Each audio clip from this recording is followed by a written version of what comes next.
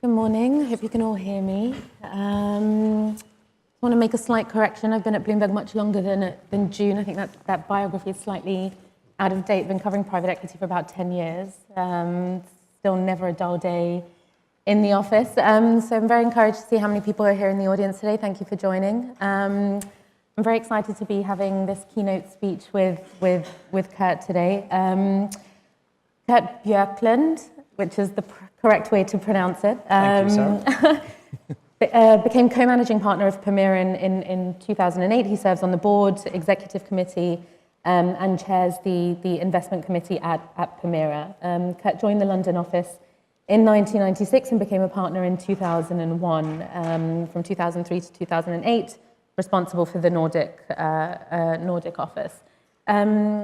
Kurt, I mean, to kick off, I mean, you know, as I mentioned, it's been now a decade plus that you and Tom took the reins as co-managing partners at Permira. I mean, how or what's changed in the 10 years since you have been co-head? So the timing when Tom and I were handed the reins of the firm a decade ago, if you cast your mind back to that time, it was right as the financial crisis was starting to roll through the industry. And we looked at an industry which had been fairly commoditized, in our view, and it was rapidly maturing, and we had to come up with a strategy that was going to carry the firm for a decade and decades to come. So we looked at what we were good at and what we were not so good at. We decided to develop the firm alongside a very specialized strategy of going for high growth themes that we can identify globally and where we can create number one market leaders. And then the firm, over the last 10 years, it has really been all about aligning the asset selection, the portfolio build, the team, the value creation capabilities, and our execution around that. So if you look at every single portfolio company we have, every decision we take, it's all driven by, you know, do we believe that this is a theme where we have the pattern recognition and the capabilities to globally be one of the best investors in this space? And if the answer is no, then we stay home, and if the answer is yes, then we go all in. That's a very strong guiding principle, because out of that then flows the decisions that you take on people and the talent platform, which we are really investing heavily in, the decisions you take on geographic presence, because if you're going to invest in global themes, you must have a very strong presence in North America, especially because so much of what we do is tech disruption driven. And you must have the ability to both invest in Asia and to support your portfolio companies as they grow in Asia. And I would say we have one of the wonderful things we inherited, if you look at it like that, is the fact that the firm is a true partnership, and it's one of the remaining true partnerships in the industry. And we have a meritocratic dynamic model where we can use that true partnership to attract and incentivize great people in the industry. And we've gone also there all in to use that platform to make the team what it is today. I mean, some could say that you, when you came in 2008 with Tom, I mean, you ultimately had to kind of reinvent, or I guess redefine, you know, what Permira is, who it is, you know, where it invests. I mean, do you find that your core competencies or the industries in which you invest in are the ones, or are the best industries, or where the most kind of opportunities for you are? Well, look, first of all, I've been in the firm for 22 years, so in a way I've seen quite a long movie with the firm and with the industry around it. And again, I mean, when an industry matures, you can either go for scale and cost-driven leadership, or you can go for differentiation and specialization-driven leadership. And we didn't really, first of all, we think the latter is more fun and interesting and profitable, and secondly, we didn't have the capital nor the scale to go for the first one. And therefore, we went down this path, and we have, if you look at the DNA of the firm, we used to run venture capital funds across the UK and France and Germany, and we had buyout funds. There was kind of lots of different pieces that we looked at.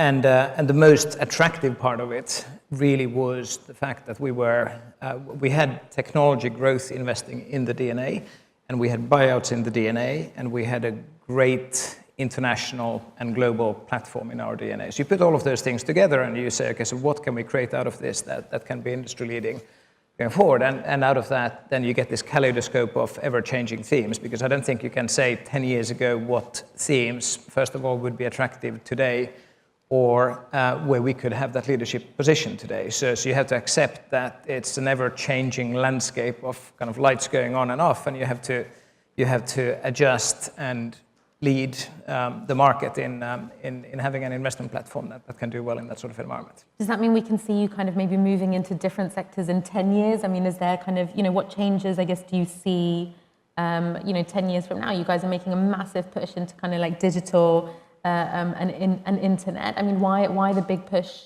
into that? And is that one of the themes that you see kind of, is there longevity to that?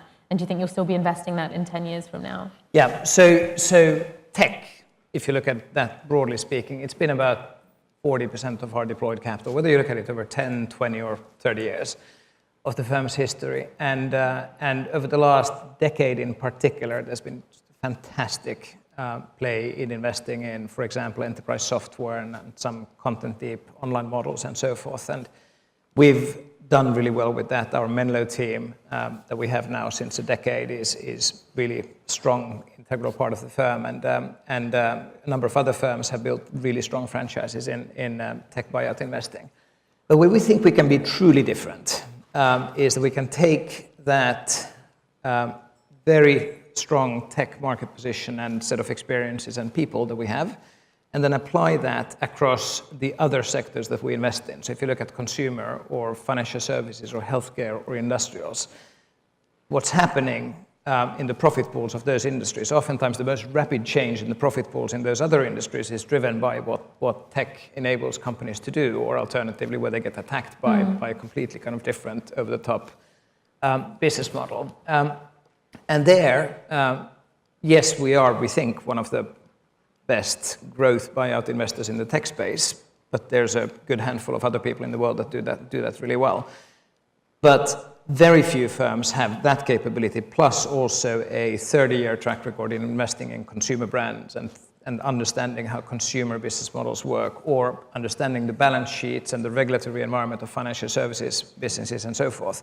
So you put that mix together, and you use that to both drive asset selection, and importantly then the strategy and the value creation in those companies in the other sectors, and combine it with a global footprint, which again, not that many firms have, then we think we have a cocktail which is starting to be quite unique. And strategy, of course, is about finding unique ways in which you can create a competitive advantage. Does that mean that your sector teams are working very closely then with, the guys that are particularly focused on kind of tech and digital to feed? I mean, how is the kind of origination working when you're saying that, your sector, your sector guys are kind of working closely with the tech? I mean, how do you feed? How does the kind of DNA, or how does it kind of feed into each other in terms of the team dynamic? So there's three different answers to that question. At the extreme, we just announced a couple of weeks ago, we took one of the young partners in our tech team, really high-performing young partner in the tech team, and he is now the co-head of the consumer team. That's one way, and if you look at what we've done in consumer, it's about a quarter of our invested capital over the last 2 years, but 3/4 of that quarter is consumer online businesses. So we are now one of the largest investors in the world in things such as vertical marketplaces and subscription-driven content-deep online businesses like Ancestry.com or LegalZoom or Wedding Wire or Allegro. So that's super exciting because then you get that mix to work really well when you have the long consumer experience with the disruptive, great tech track record together in the same room, in the same sector team. The second kind of version of how we do it is for example, in fintech, we have a couple of individuals who are in charge of fintech. So what they do is, they kind of hover in between the tech sector and the financial services sector, and they have the entrepreneurial freedom to roam around and collect the best pieces of knowledge and create ideas and promote those ideas. And the third one is simply to when you have a deal in, for example, healthcare where there's a significant tech element. We just bought a large radiology clinic chain in Australia to have the input of the tech team on how we should think about the impact and profit opportunity driven by AI when you read MRI scans, for example. Do you see tech and digital opportunities across all of your sectors? Yes. Slightly varying degrees, right? But if I think consumer and financial services would probably be the two most extreme ones, where there are so many places in the consumer space where it's almost like a no-go zone today. I mean, investing in brick-and-mortar retail or investing in restaurant formats in mature, penetrated markets, those kinds of things, they're really, really difficult places to go, and the risk is high, and you end up with, at best, with GDP growth, and at worst, with a really bad structural shock to the business model. So consumer is one where we see this happening very rapidly with great opportunity sets. We're going all in on that. And the other one is financial services, where just look at the kind of the world and where very large, still undisrupted profit pools, typically heading towards consumers. There'll be things like retail banking or insurance, where you can really quickly build over-the-top business models that challenge that and just give the consumers a much better experience. We think that opportunity set is tremendous, and that there's a long, long way to go with that. I mean, I don't know how much of how much inside detail you want to give away, but I mean, are there particular geographies that you find most interesting at the moment when it comes to kind of the tech digital push, or where do you kind of see, I guess, the most opportunities for Permira? We, in a way, try to not answer that question, right? Because, so yes, we are a kind of European-originated firm. Today, about 35-40% of the capital we invest is in North America, so it's a very significant second geography for us. We have our Asian business. But in the very nature of tech and digital is that you take borders away. And when you take borders away, it doesn't matter whether the business is based in Berlin or in San Francisco. And you can still address your 7-point-something billion accessible customers very quickly and have very rapidly developing business models. That's the kind of theoretical answer. Then in practice, of course, you have regulatory barriers, you have consumer behavior differences, you have data set differences, you have the value of incumbency and brand value and so forth, which means that it's not always quite that easy. But we see those opportunities everywhere. I would probably say that the one place where we have made really no headway in investing in digital is China, because that market it's huge. There's some really talented capital in that market, and because of the way China has built its digital economy with quite significant walls around it, it's given the domestic businesses a significant competitive advantage. Is it a region that you would like to try and crack? Oh yeah, for sure. It takes time. Yeah. I mean, good things take time. That's one thing you learn in private equity. And I mean, these tech, so tech, digital. Are there any other sectors that you find kind of, really most kind of outstanding at the moment? I mean, where else are your teams? I mean, you're obviously very sector specific. Which are the standout kind of verticals, I guess, and maybe some of the sectors that you're investing in? Where do you see the most opportunity? So one other sector that we like a lot is healthcare. Healthcare has some similar characteristics to tech in the sense that the primacy of the product and understanding the product and technology complexity in many healthcare businesses comes to the fore, and we have the DNA of liking that sort of risk and investing in understanding that sort of risk. So we are doing that a lot with our healthcare team, and that's a kind of broadly defined set of themes that we've seen grow a lot over the last decade or so, under the leadership of Mubashir, who's our head of healthcare and a former liver transplant surgeon, and he's very, very good at what he does. So there's very significant theme-driven growth. I think the one sector where we are kind of reinventing our game a little bit more and haven't made as much headway is industrials, but we are redefining how we go to market with that. And then we've done well with some fantastic businesses like Intelligrated, where we took one of two market leaders in the US in high-speed warehouse automation and put 3 software companies to the front end of that and made that into a solution for how you e-commerce enable your warehouse logistics. And that sort of thing is in our DNA, but then there are some other businesses where we haven't been quite as crisp on how we address the industrial sector, and that's very much work in progress. I want to come back to a couple of things that you said. So one thing earlier that you talked about kind of talent and kind of talent retention, and then also you just mentioned one of your key guys, Mubashir, who used to be a liver transplant surgeon. I mean, how do you find, is it your goal to find people that, have been in these certain sectors and kind of bring them into to investing? I mean, how do you find, how do you turn a liver transplant surgeon into a private equity deal maker? The simple answer is it's really, really hard work, but if you get it to work, it's fantastic. So one of my partners, who I think sits in the back, Richard Sanders, who co-runs our tech team, we just had dinner yesterday, and one of the things that we have historically been great at as a firm is to get real diversity of thought into the firm. The natural tendency in a firm like ours is to kind of revert to hiring people with the kind of classical banking, private equity sort of background, and we are very much culpable of reverting to that as the comfort zone too. So we have to constantly push ourselves to ensure that we bring in talent that is genuinely different. And then we don't only talk about things like gender or ethnical diversity or things like that, but just that brains that are wired in a different way. And that's a risk, and I'd always rather take the risk of hiring a talent that is very different and where you have to do a lot of work to take that different talent and develop him or her into a great private equity investor than take the kind of middle of the road sort of 80-20 ready-made product. I mean, I'd certainly develop a complex if, I was working alongside a former liver transplant surgeon. I mean, you feel quite insignificant. You think, okay, what have I done with my life? So maybe none of your kind of traditional deal makers who come from like real normal banking environments have developed complexes about not having achieved. I'll tell you an anecdote. Mubashir had a stressful episode with the deal, and I said to him, look, I hope you feel all right. This must be quite hard. And he said, Kurt, this is not hard. Hard is when the patient is on the table about to die and the liver is next to him on the table. So it's that sort of that's just the take on how we think about.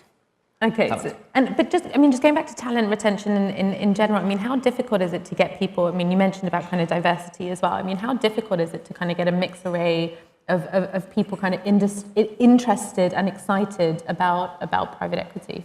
So I'll just kind of take 2 steps back. So the firm as a 100% partnership, and it's an open and current partners in the firm partnership. So we modeled ourselves in the late 90s on the McKinsey pre-IPO Goldman Sachs kind of naked in, naked out model, where you get your partnership when you join the firm as a partner, or when you get promoted to partnership, and then you leave it behind when you leave.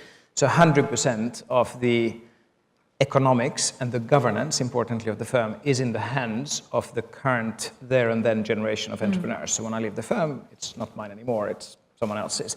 And that's a great model. So if you use that, then it's about how you use that. So do you really meritocratically and dynamically, and in a sort of firm altruistic way, apply it, or do you not do that? If you do it well, you can create an environment where you have collaboration, because that's crucial to make this cross-sector, cross-theme, and cross-geography mix work, where you get real ability to kind of put the spotlight on the role model of great talent and great performance, and where you can show to people not only, here's your package for next year if you join the firm, but here's what a 20-year career as an entrepreneur in a super entrepreneurial, dynamic private equity organization looks like. And if you trust to back yourself, we're going to back you. Just come here and back yourself, and we'll provide a super supportive environment which gives you all the leverage that you need in terms of the capital and in terms of all the processes and the infrastructure, and most importantly, a very experienced peer group that can help you, not hinder you. Do you go out to universities, and are you trying to kind of retain, talent from like a already, early graduates, or kind of how is your recruiting process or this talent retention? It's a great topic. We are today. We go a little bit later, so we kind of benefit from the fact that we can see, who did well at university, and then who did well through the McKinsey or Goldman Sachs or whatever startup they might have worked in, or the liver transplant surgeon career, and we kind of pick the winners, if you will, and get the benefit from that, because we don't have a huge infrastructure to train graduates or even to kind of go through and interview 100 people to pick the best. So we rely on the kind of first step of a career to do that. But that's an active debate. So we probably do need to go a little bit earlier, and maybe all the way to what you talk about, and hire from universities, and just go to the professor of advanced mathematics at Cambridge and say, who's your smartest student? And then develop this as a means of getting that real diversity, because if you rely on this kind of selection model that we've been relying on so far, the risk is that you don't get enough different people. But if you want the real diversity, then you shouldn't necessarily be going to Cambridge. There are probably a ton of other universities that you can be trying as well. Totally right. Just my 2 cents. But tell me, more generally, what are the challenges kind of like facing, Permira or the industry, in 2019? Or, what are the main issues that you find, or the roadblocks? So, first of all, and this is the obvious bit, right? But we are now almost a decade into kind of expansionist macro environment and a market bull run, and we've seen it all before. We know that it's going to come to an end, and I think some of the policies at this point in time around the kind of looming trade war and some other disruptive political events such as Brexit and what we see happening in Italy and so forth could quite easily, I think, poke the economy off a peg and send us into maybe not anywhere near as strong a decline as we saw in 2008, 2009, but certainly a recessionary environment. And that could well last for an extended period of time. So we are incredibly focused on having a portfolio which is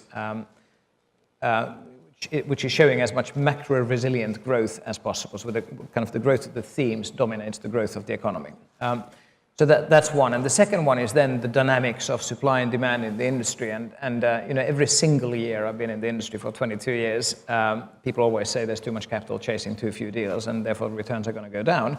You look at the data over 30 years, and the top quartile in private equity continues year after year after year to deliver high teens to 20-ish% net returns. This industry is not mature, and this industry will continue delivering a premium product if you have the right strategy.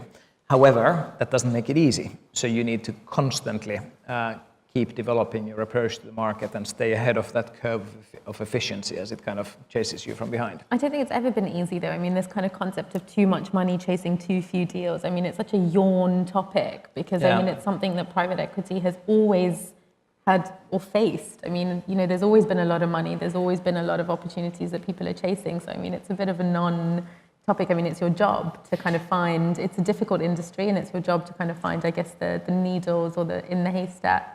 But what you do definitely have is you have a bifurcation of the industry where a part of the industry is resolutely continuing to be focused on generating alpha and high returns, and then a part of the industry, and oftentimes it's different strategies in the same firms, is going for lower returns, deliberately lower returns, lower cost strategies, and that leads to a further segmentation of the market. That's totally fine. I'm very conscious of time, but if you had a crystal ball, what would be your kind of, your outlook for private equity in 2019? Where do you see it going? 2019, I think. Very short term. Yeah, I think. You'll have a great year of fundraising because you can just see, you know who's coming out. So that's fairly projectable. I think deployment will remain pretty hard. So I don't think we'll see fantastic deployment. People are really, really disciplined. I think there's enough experience around to make sure that the people don't build the sort of reckless risk that you saw happening in 2006, 2007.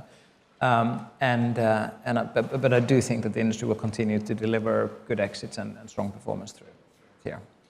Thank you. Thank you both. That was great. Kurt, thank you. Great, thank you.